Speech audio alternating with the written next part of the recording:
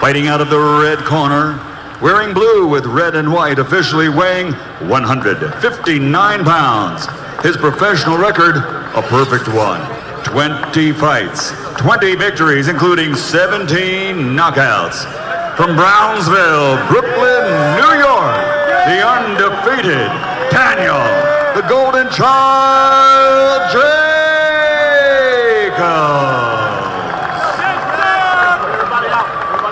And fighting out of the blue corner, wearing blue with black, official weight 160 pounds. Also, a perfect professional record consisting of 16 fights, 16 victories, including 13 knockouts. From Galenchik, Russia. From Russia with love, the undefeated Dmitry. Pirog.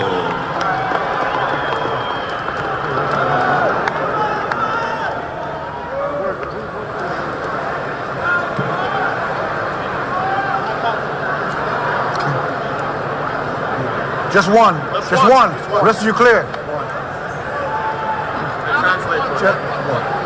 Okay.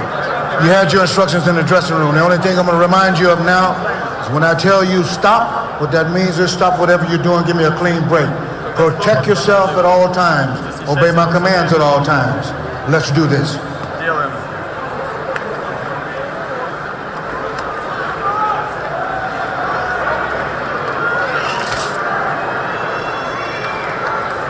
You see the difference in punching power, at least as exhibited against the opponents that each guy has fought. 10 knockouts so far for Jacobs in the first round, and Pirog with only one of them. And now the bell sounds for round number one. I have ridiculed the fact that the winner of this bout will be awarded a middleweight title belt, because the governing body, which is supplying that belt, stripped it from Sergio Martinez just a few weeks after Martinez beat up Kelly Pavlik to clearly become the #1 middleweight and the legitimate middleweight champion of the world. So it's preposterous that there's a belt on display here for competition, but it's no insult to either of the two fighters. They're both excellent young men and excellent fighters, either of whom could have a terrific career in the sport, either of whom could conceivably someday be a legitimate middleweight champion. But to call one of them that now is absurd. Well, right away you saw Danny Jacobs come by and try to land a big right hand, which was a good move. But as I'm studying his face, I think his expression, I think he's developed a little respect for Dmitry at this point. And he's realizing that his upper body movement and his head movement is going to create a slight problem, because it's not that easy to hit Pirog that easy with the head punches. He moves very well. Well, the first thing everybody who has seen him says about Dmitry Pirog, and this was clear on the tapes at which we looked, he is not the classic stand-up European fighter. No. He is a guy who bends at the waist, has a lot of movement, and he has watched American fighters constantly. You can see it in his style. Look at that. Very, very relaxed.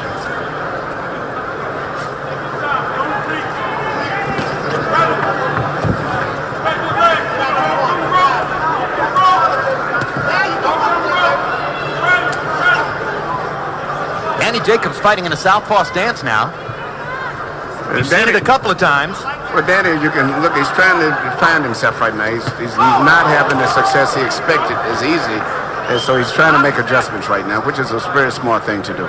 He landed a straight left hand out of his southpaw stance and stays in it. What's going to work for him is what he's trying to find out now. Pirog momentarily switched southpaw to throw that left hand. Now Jacobs goes back to his conventional stance. This is the way they'll match up against each other most of the night.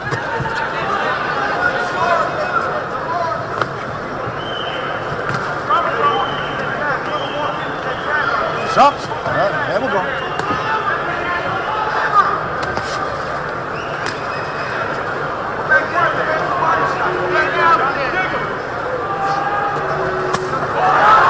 Good right hand by Pirog. Jacobs kind of leaned into it for him.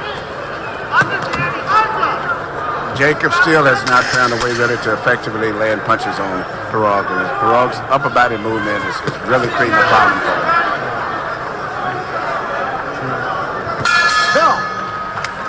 Well, Jacobs seemed to land more punches, but the best punch of the round might have been the left hand from Pirog.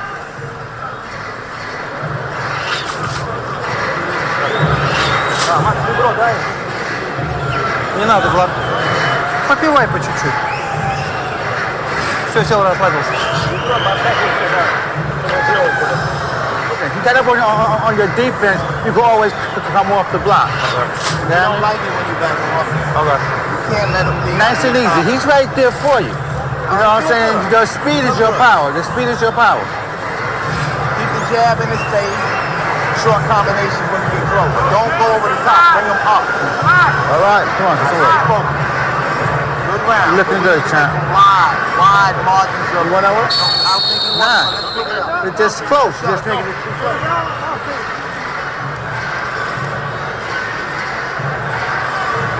I'm not certain, frankly. I didn't do enough research to know whether Daniel Jacobs is a New York Football Giants fan or whether his cornermen have simply found out it's extremely convenient that they can buy jerseys with big New York logos all over them that say Jacobs on the back.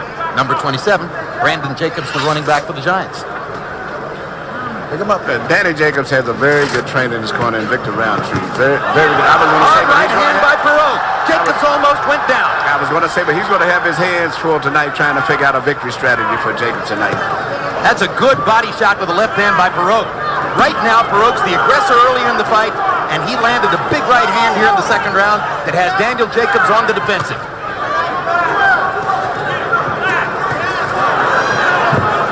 You were about to say that Jacobs' terrific trainer, Victor Roundtree, He's going to have his hands full tonight, Yep. trying to put part of strategy. Because I know they were not expecting this type of a fight from Pirog.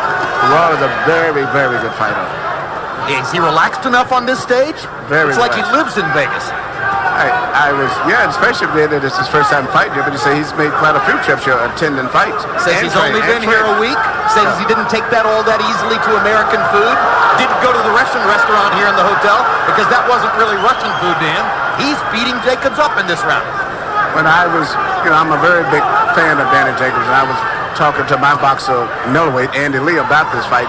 He says, Danny's going to have his hands full, Emmanuel. Andy says, this guy may not look that much, but he's a very difficult guy to fight.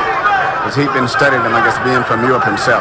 The once unbeaten Andy Lee, another very skilled middleweight, still trying to recover from the unexpected loss that derailed his career. It's tough. And by the way, he did have a knockout last night.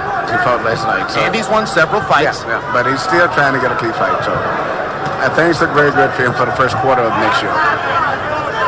You know, there's an improvisational quality to what Pirog does, and Daniel doesn't seem really prepared for it. No, it's not. I think they figured a much easier fight. Pirog does things that you really have to look very closely as a real good boxing guy to really study and see what he's doing. But as I said, he moves his head in and out, changes, gives you angles, changes, and punches from those pivots. He's pivoting and turning and punching at the same time. After looking at him on videotape, I said to a couple writers that he reminded me of a younger, slightly bigger Javier Castillejo. Remember Castillejo of Spain? Yes. Yep. Fought against Vargas, fought against De La Hoya, etc. Castillejo was long-armed, more conventional than Pirog. No, this is a better fighter here. Obviously. Yeah, That's what I was about to say. Yeah, It's clear now he's better. I can see the Ray Leonard moves a lot. Not as fast as the footwork, but he twists and pivots, changes his angles. But he's a pressure fighter, which is amazing. Moves his head very well inside. Yep. Сел, расслабился, все. Расслабился, хорош. Пить. Пускай подышь, потом поговорим. You dictate no pace. No, I gotta get my jab out. All right, but don't let him get no pace on you. Okay. All right? Stop laying on them ropes. The ropes is not good for you, all right? Don't let him get no pace on you. You got me? Come on, baby. Now what? Get your shots together. Here you see Pirog landing punches, and I think the biggest problem that Jacobs had, he didn't know where they was coming from because it's such a different variety of punches. And the right hand here was a great shot, but he didn't actually get a knockdown score against him simply because his gloves, his body never touched the canvas. But as close as you can get without being knocked down.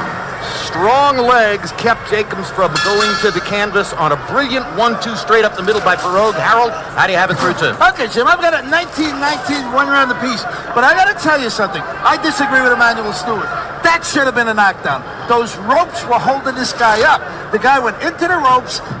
You know, if the ropes weren't there, Danny Jacobs would have been on his back. And therefore, Robert Byrd should have given him a mandatory 8 count. Robert Byrd gave him a break on that call. He definitely was caught up in those ropes.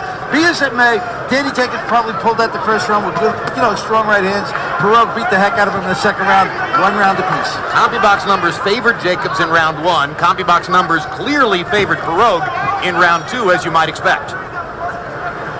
I didn't see the ropes holder. He was bending forward. I think it was a pretty close call. He was bending forward when he regained his balance, and not that he was back in the ropes holder where he would have fell out of the ropes. I was watching his butt on the replay, looking for for exactly that, and I think his butt was just in front of the rope instead of on it. But yeah, it was a very close call.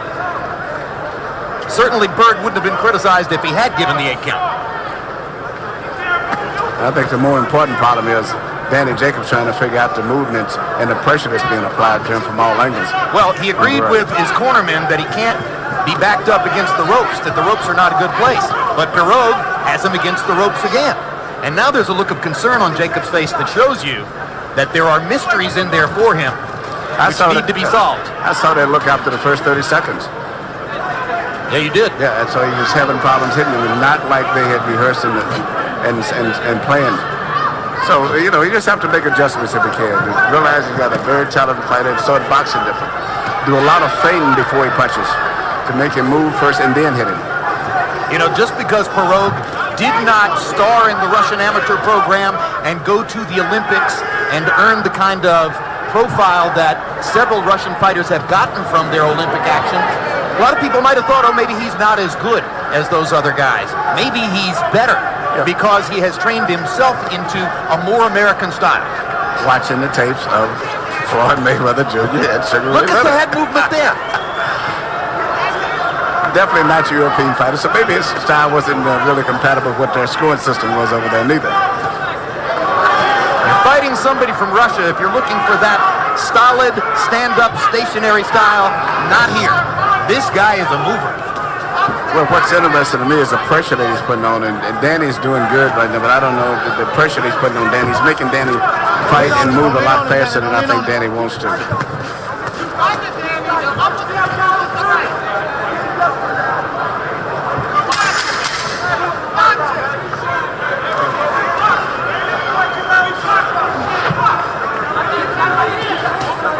hand by Jacobs. Good, man. I think he better pull one that round. That may help his composure. Yep.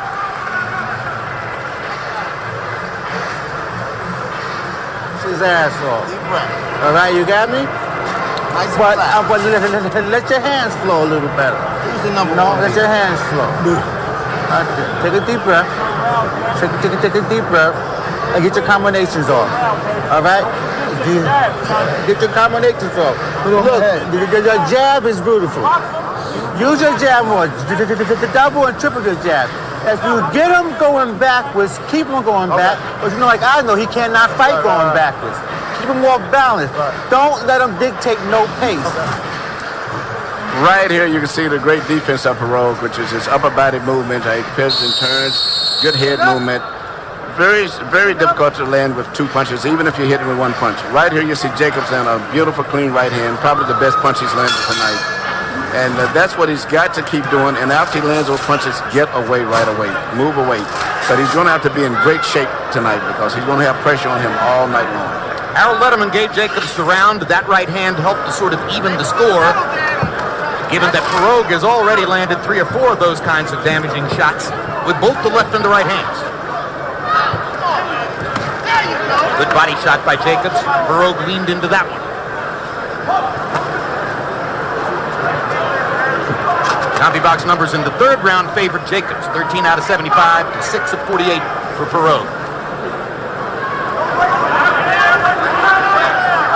Jacobs back in that southpaw stance. Seems to feel he maybe has a better chance to land a power left hand out of this stance than out of his conventional stance, Emmanuel. Well, I still can't figure it out, but evidently he must feel more comfortable in it. But I haven't saw him land too much, except the first time he did it, he was able to land a loop in left hand. But other than that, he's not been that effective. But, you know, it's risky when you're fighting a guy with the great upper body movement that Pirog had to be doing anything that's experimental, so to say.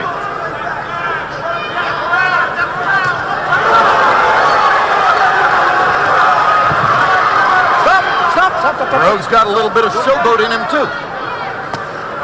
Definitely not your regular. Talking to Jacobs in there. Jacobs hammering to the body.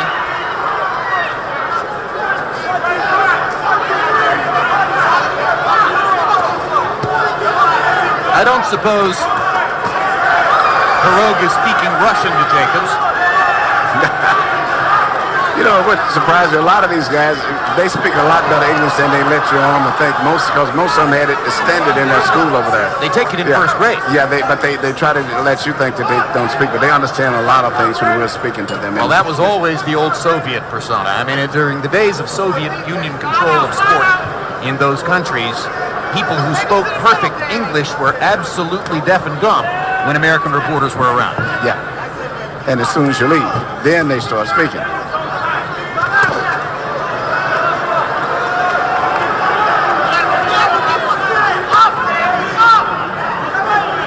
Pirog's head is so elusive. I think if I were in Jacobs' corner, Manuel, I might beg him to focus on the body for a while. Yes. And then Jacobs has to try to throw his flurs and land and get away right away. But I think that the fight's going to be fairly competitive to a certain degree, but I'm just worried about the condition of Jacobs going down the stretch. Because? Well, I don't think he's ever had this type of a pressure that's put on him. These guys come in very difficult pressure, too. Not a straight line pressure. Well, Jacobs' biggest win was in August last year, almost a year ago against Ishe Smith. Ishe Smith, much older than Pirog, not nearly as active, a different kind of proposition. A good round. Here you see.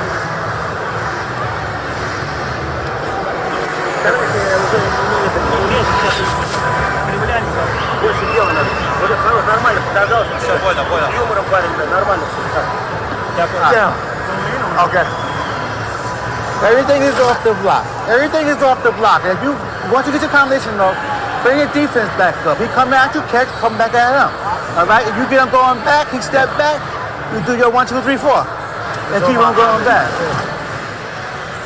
This is something totally new to Jacobs right now, being hit with the punches that he's been hit with tonight, and then also an opponent that he can't seem to control and make an adjustment to. But seemingly between rounds, studying his expression, he seems to be adjusting very well. CompuBox numbers in the fourth round, Jacobs 26 out of 73, and Pirog only 8 out of 51. That makes it sound as though Jacobs easily won the round. You can see that Harold gave it to Pirog, who landed the more significant blow. So this is a fight in which CompuBox numbers may not give you as accurate a profile of what's happening as is normally the case because of what an unusual style Pirog demonstrates in the ring.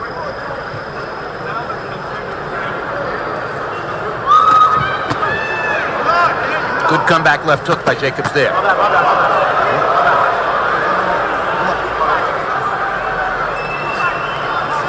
What was that, Emmanuel? You know, I think he just told him to hit me low, but not even a big issue of it, which I think is good. Yeah, I didn't see anything really land low. It was low, but I don't think it was intentional, and I don't think it was. Oh, down goes Jacobs on a perfect right hand, Right on top. and that may be that. No way. Robert Byrd won't even finish the count. He waves his arms, and Jacobs is gone on a stunning knockout by Pirog. But you said it, Emmanuel. He's never seen anything like the opponent with whom he was in there tonight. And Dmitry Pirog has just produced one of the shockers of the year. Well, Andy Lee, you was right. Andy Lee, Jorge Linares. It happens to a lot of the great prospects. Amir Khan. So add Daniel Jacobs to the list that includes Andy Lee, Amir Khan, and Jorge Linares, whom you saw in the first fight tonight. Can you come back from the shocking early knockout in your developing career? But this was this guy was fighting a good fight all the way through. He was, to me, although I saw the fight should have been close, I could see going down the stretch, I liked the way that Pirog was looking. Do you suppose the governing body that stripped that title belt from Sergio Martinez, the legitimate middleweight champion of the world, and put it up for competition here, was hoping that Dmitry Pirog would take it back to Galinchuk, Russia? No, I thought it was starting with Daddy Jacobs, but doubt it. after seeing Pirog is going to be a problem for anybody. Serves the governing body right. Here's the right hand, and boom! Jacobs was asleep for 5 seconds. That was enough to convince Bird that it was over. Just at the moment when Bird waved off the count, that's when Daniel looked up and seemed to say, wait a minute, I'm still here. But, alas, the knockout had already been scored. But look at the body movement of Pirog coming in from all kind of angles, not just his upper body, his footwork, his balance. It's just very, very difficult to fight with a guy like him. What a cagey, scary athlete he is. Fights like an old veteran fighter. Daniel Zaragoza. From America, too. Daniel Zaragoza. He reminds me of Zaragoza in his improvisational style. All 3 judges had Jacobs up 3 rounds to 1. Let's go to Michael Buffer for the particulars on the knockout. Ladies and gentlemen, here at Mandalay Bay, a new middleweight star is born. The winner at 57 seconds, round number 5, still undefeated, and now the new WBO middleweight champion of the world from Russia with love, Dmitry